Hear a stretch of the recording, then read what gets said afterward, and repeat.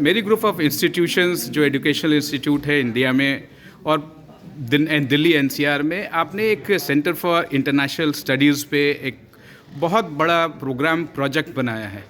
इससे स्टूडेंट्स कितना प्रभावित होंगे, क्या लर्न करेंगे और वर्ल्ड फेयर में आपके फैकल्टीज़ कैसे उनको नई दिशाएं, नई दशाएं को बारे में ज्ञान दे पाएंगे?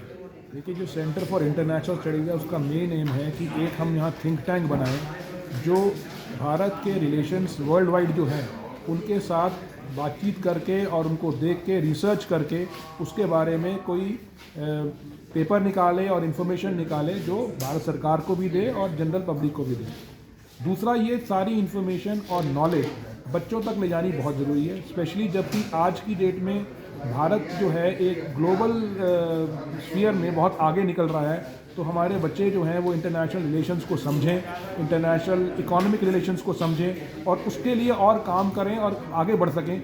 ये हमारा मोटिव है और हम हर कोर्स में, ये नहीं है कि इसके लिए कोई स्पेशल कोर्स लॉन्च करेंगे, बल्कि हर सब्जेक्ट के अंदर इन टाइप के कोर्सेज को डाला जाएगा ताकि जो बच्चे तैयार हों वो ग्लोबली स्ट्रॉन्ग हों, चीज़ को समझ सकें और भारत की जो सॉफ्ट पावर है उसको और आगे ले जा सकें। सर, आपके इंस्टीट्यूशन का डिप्लोमेटिक वर्ल्ड में Hindustan, CIS, south east Asia, middle east, Europe, America, अब कुछ बचा नहीं, north America, south America include करें तो बहुत अच्छी पैठ है।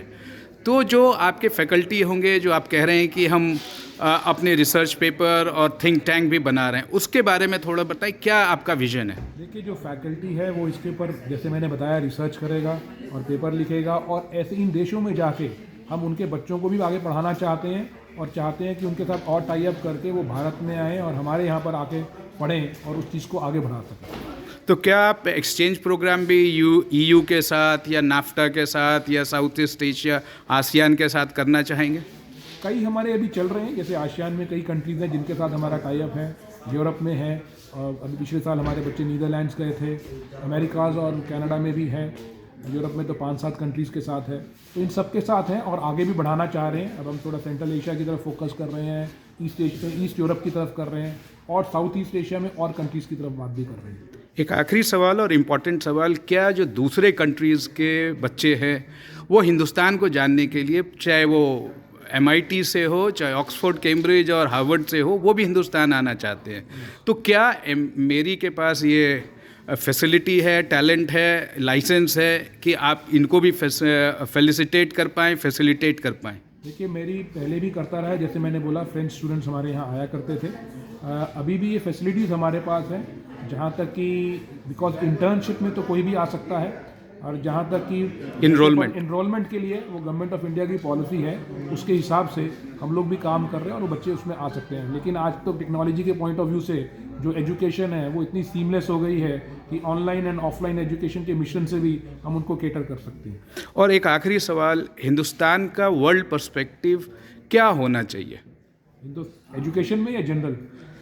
आप इतने बड़े खुद भी अपने आप डिप्लोमेटिक वर्ल्ड में आपका नाम है, तो मैं डिप्लोमेटिक आंसर मांगूंगा। देखिए, वर्ल्ड में हिंदुस्तान को आगे जाना चाहिए। हम पहले भी लीडर थे, अभी भी लीडर हमारे में कैपेसिटी है।